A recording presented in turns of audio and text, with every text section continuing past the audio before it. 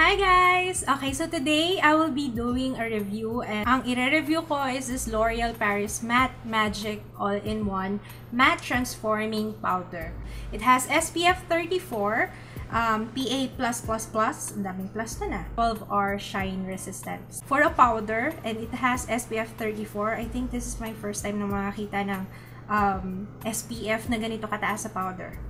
I think so.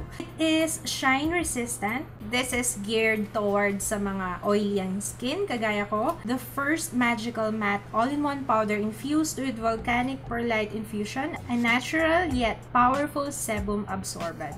Complexion enjoys a just out of shower fresh finish and sensation. Poreless skin perfection that lasts. Use alone or apply evenly over BB cream or liquid foundation. Since ite-test out ko tong product na to, susuotin ko siya ng siya lang without foundation. Pero, I'm already wearing my moisturizer dahil medyo may mga areas ng skin ko na flaky dahil sa panahon natin ngayon, malamig.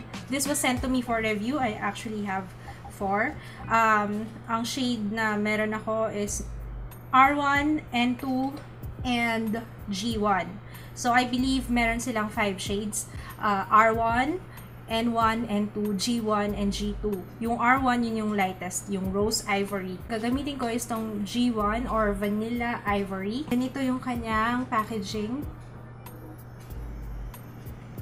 Yan. Ang ganda, diba?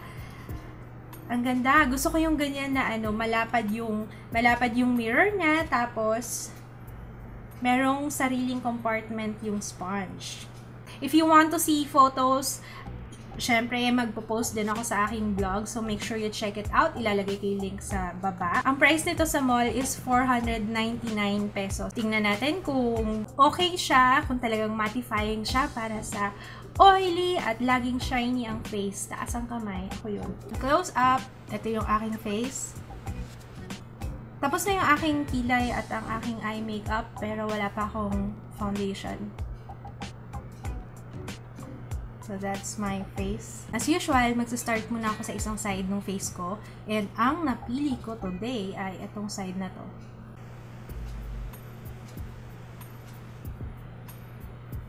Smells really good. Ito yung una ko napapansin talaga yung amoy.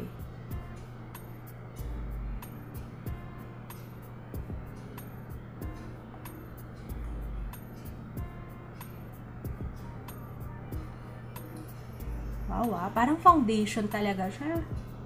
Pag hinawakan mo siya, para siyang pinong-pinong cornstarch. Parang ganun yung texture niya. Kaya pag nilagay siya sa face, instantly, parang mattified yung face mo.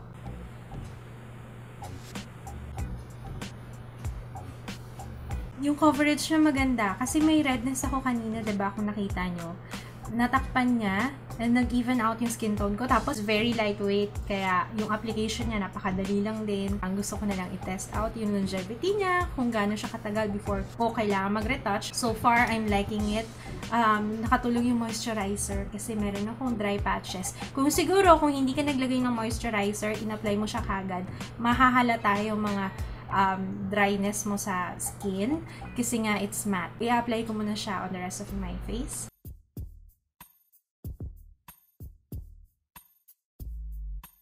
Medyo nagulat nga ako kasi akala ko darker na siya sa akin, pero nakikita ko ngayon sa salamin parang medyo maputi pa siya. Pero okay lang sa akin. Hindi naman siya ganun ka-obvious. Yung puti niya, hindi yung puting ma-pink.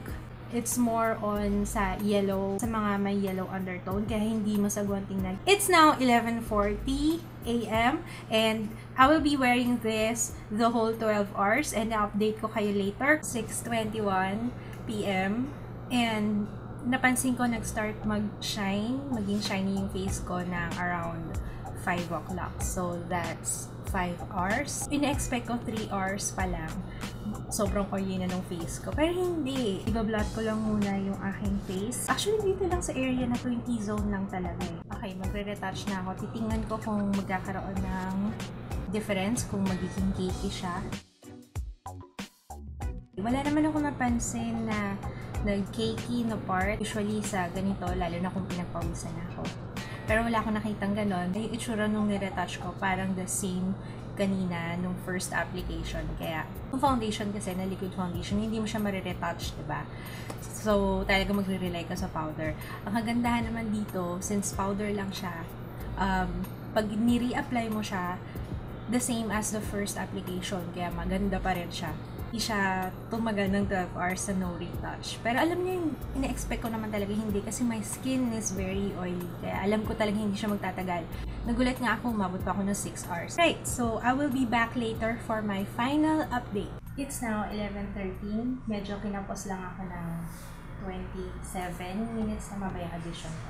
27 minutes. First of all, ang staying power niya hanggang 5 hours lang. Tapos after that, kailangan na talaga mag-retouch, kailangan mo na mag-blot. Pero to think na powder lang yung nilagay ko sa face ko, tapos tumagal siya ng 5 hours, okay siya. I would say, medyo comparable siya dun sa Rimmel London Stay Matte long-lasting pressed powder na ginagamit ko. Pero I think this one is much better kasi yung coverage niya mas okay. Parang maputi itong G1 sa akin. Pero, para rin siyang foundation na hintayin mo kasi to-tone down din siya. If you want to see the photos na ginamit ko siya na merong foundation under it, check out my blog. Ilalagay ko yung link sa description box down below. Overall, I liked it. Ang pinaka-nagustuhan ko talaga sa kanya is it's compact. Actually, kung malayo, akala mo phone siya. I would recommend this sa mga oily ang skin. Also, I will be giving away one of this. All you have to do is comment down below bakit sa tingin nyo ay karapat-dapat kayong makatanggap nitong L'Oreal Matte Magic. Just include the hashtag. Ilalagay ko yung hashtag here. We'll be posting the winner on January 19, so make sure you like my Facebook page. That's it. Thank you for watching. If nakatulong sa inyo tong review na to, please give me a thumbs up. See you again next time. Bye! It has SPF 30... Nalaway! I forgot.